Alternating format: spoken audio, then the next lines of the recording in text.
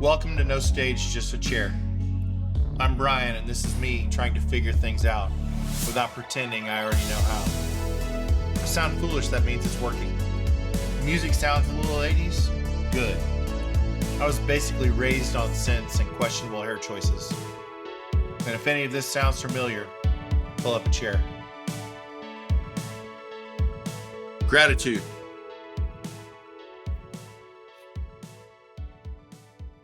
Gratitude is slippery.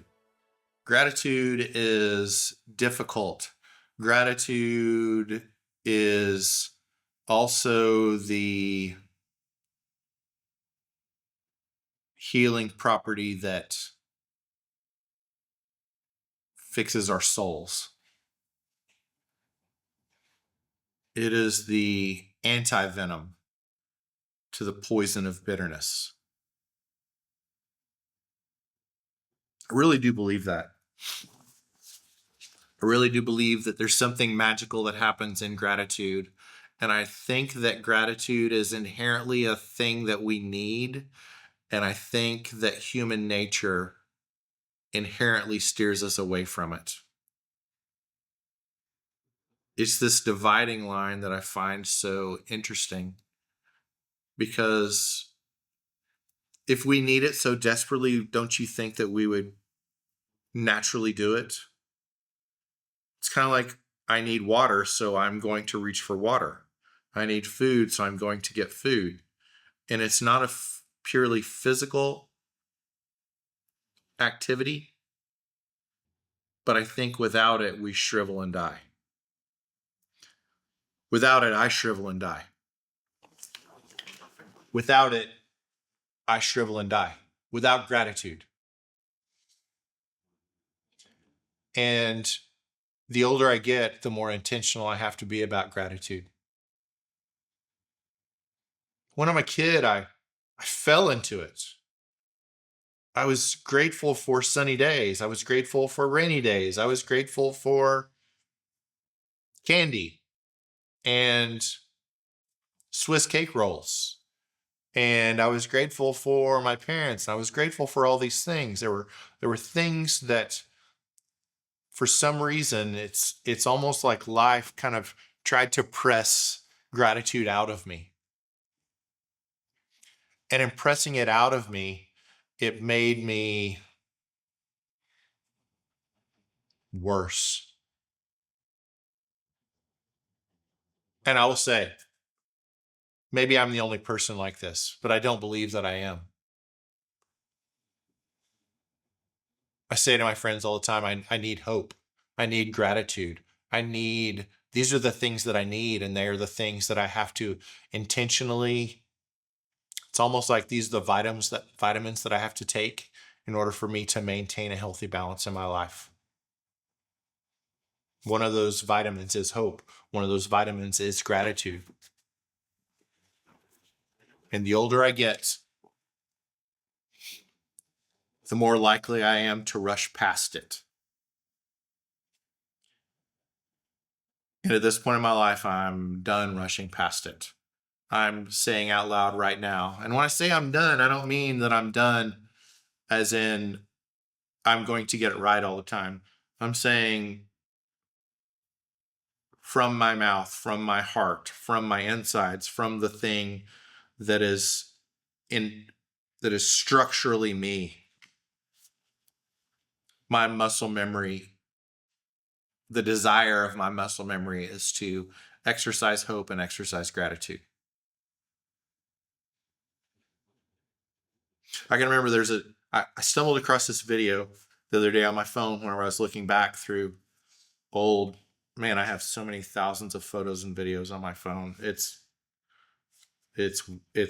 overwhelming how many that I have there. But I was looking through it and I found this video of my son, my oldest son, when he was probably about 10 years old, in front of our house in downtown Oklahoma City. And I can remember the day. It was weird when I saw the video, like all of a sudden, like this explosion of memory kind of happened.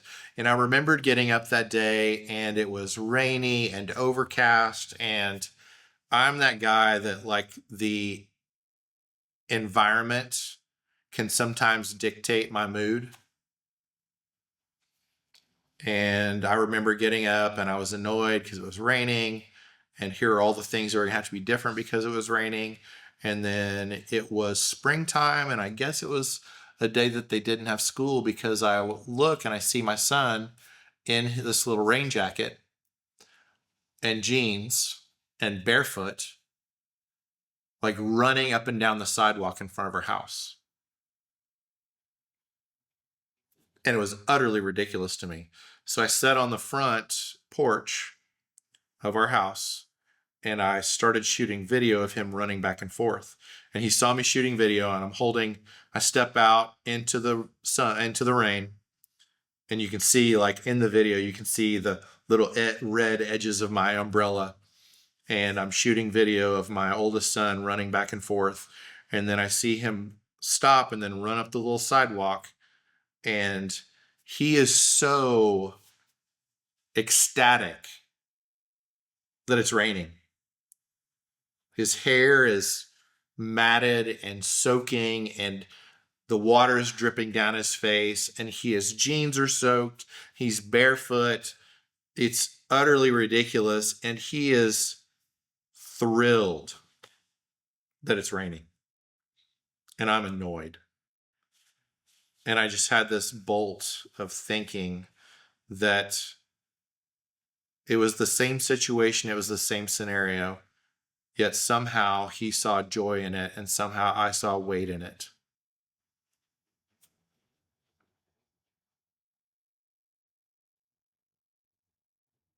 And I want that to be different. And it doesn't mean that every day has to be Pollyanna. Every day doesn't have to be sunshine and rainbows. There are moods, there are things. But I want to remember how to be him. I want to remember how to enjoy a rainstorm and not worry about what it's going to do to my outfit. I want to enjoy things a little more for what they are. Because gratitude isn't about what's happening. It's about how we choose to see it. It's living in each moment and creating a habit out of finding what's beautiful in it. Because we all know that we find what we look for. Can we all admit that out loud? We find what we look for.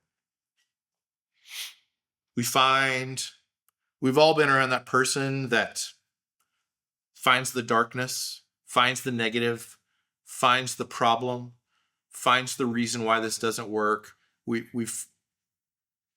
There are lots of those people. I don't want to be that person. I personally don't want to be that person, because I don't know that I can carry that weight every day.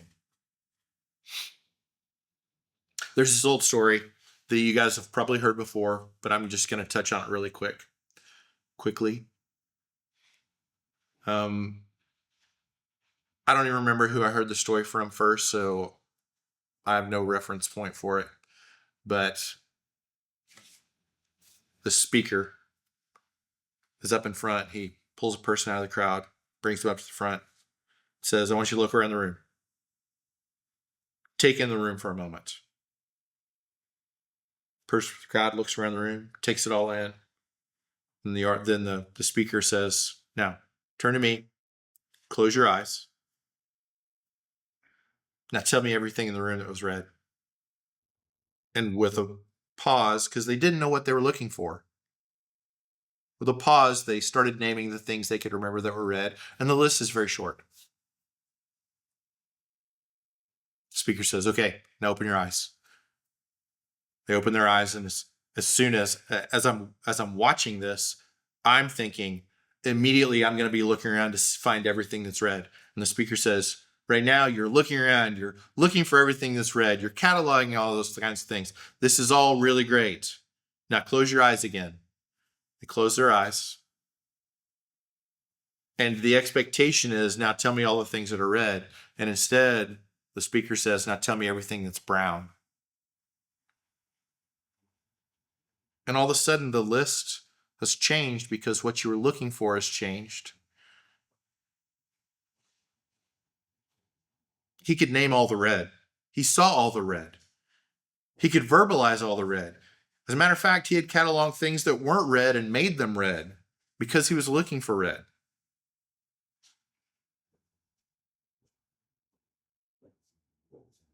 And the thing that I want us to revolve back to is this thought of how we find what we're looking for. We find hope. We embrace gratitude. We embrace the things that are positive, the things that create a life that we want.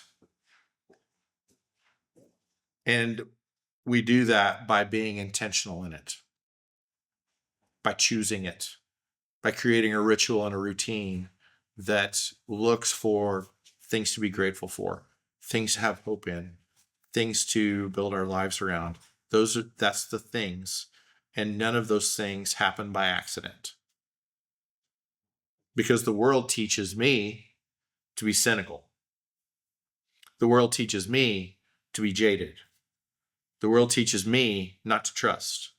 The world teaches me all these things that on some level become self-fulfilling prophecies because it becomes what we look for.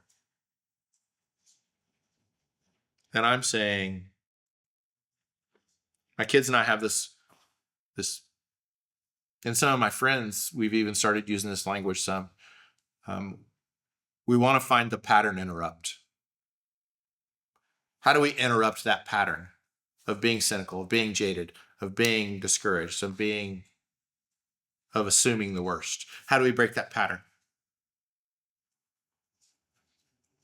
Because sometimes to justify the way we feel, we stretch. And that's what bitterness does. It fills in gaps with assumption. That's what gratefulness does. It fills in gaps with gratefulness. Which do we want to incentivize in our everyday life? And those of you that are realists listening to this are saying, don't be naive, don't be foolish. I will speak for me and nobody else. I would rather err on the side of being naive than to err on the side of being resentful and jaded. That's what I want. Those of you that know me, you know that I'm a big Ted Lasso fan. In a hard season of life, on a lot of different levels, it was a delivery method for hope and truth. And I really love that. It's kind of exciting.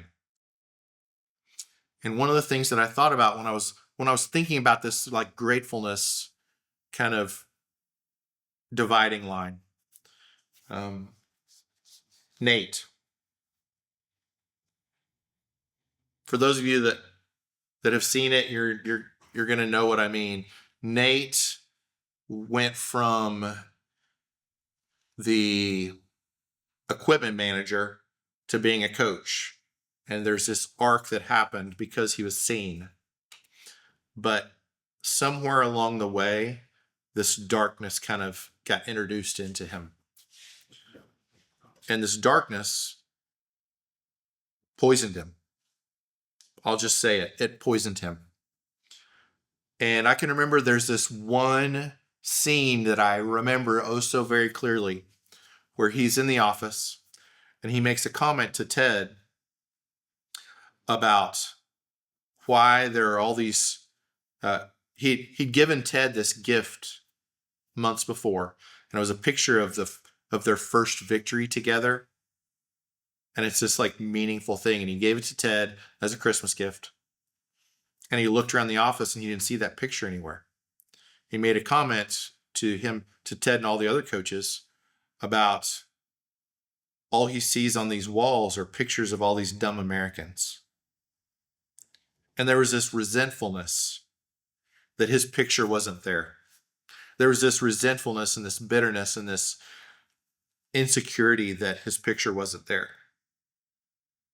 And it was this root. It's this thing that took root in him that was the entry path for the darkness. And the funny thing about it was that picture that Nate had given him wasn't hanging on Ted's wall in his office. It was actually sitting in his house.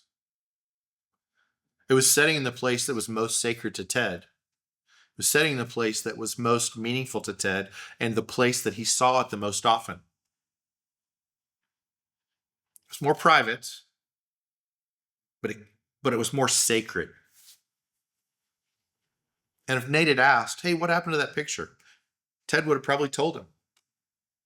But Nate never asked. His bitterness filled in the gaps. His bitterness filled in the assumptions.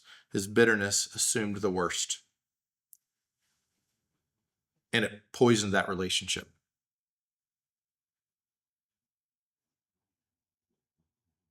And I don't say that lightly. I say that knowing that full good and well, I would be that person. I could easily be that person. I could easily be that person that assumes the worst. And the only way that I can avoid that is that I have to install gratitude as a practice. It's practice. And here's the thought for you. You can't stay bitter and grateful in the same breath. You can't stay bitter and grateful in the same breath. I don't wish that you could. You can't do it. I can't do it. I can't do it because it occupies the same real estate inside of your heart. It occupies the same real estate inside of my heart. I'm not being prescriptive. I'm not telling you what to do. I'm telling you what I'm finding inside of me. If I want to root out bitterness, gratefulness is the prescription for me. It's the game changer. Bitterness comes naturally. Gratitude takes practice. Gratitude is the thing that I want to reflect on when I wake up in the morning. Gratefulness is what I want to think about when I have a disagreement with my sons. Gratefulness is the thing that I want to do when I have a friend who asks me hard questions about my life. Gratefulness is a common denominator that I want to encourage, and that is the thing that I want to dump all of the fertilizer on in my life. Because bitterness doesn't need more fuel. Not for me. It's poison. And it chokes out the things that are the best parts of me.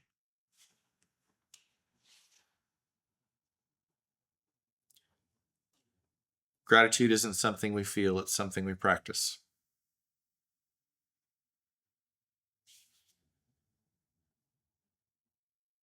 We miss what we don't look for, and bitterness will always give us something to look at.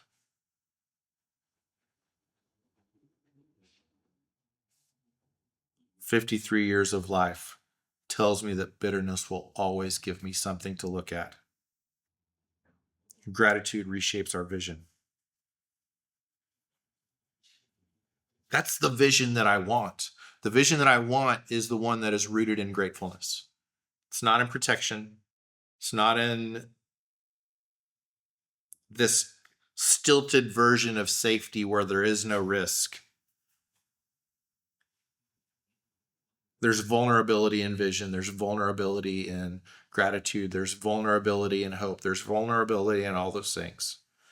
I will take that vulnerability 10 out of 10. I will bandage that wound 10 out of 10.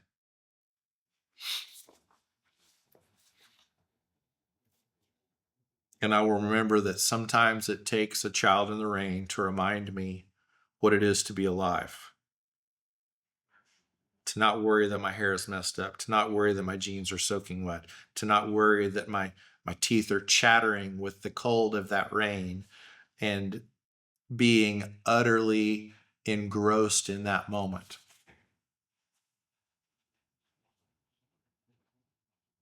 I want to be utterly engrossed in that moment. I fail at being utterly engrossed in that moment.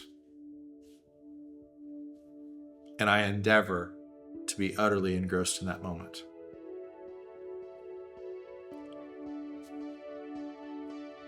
And this is where I say it messy, before anyone assumes it was tidy all along. Thanks for being here. I'll see you next week.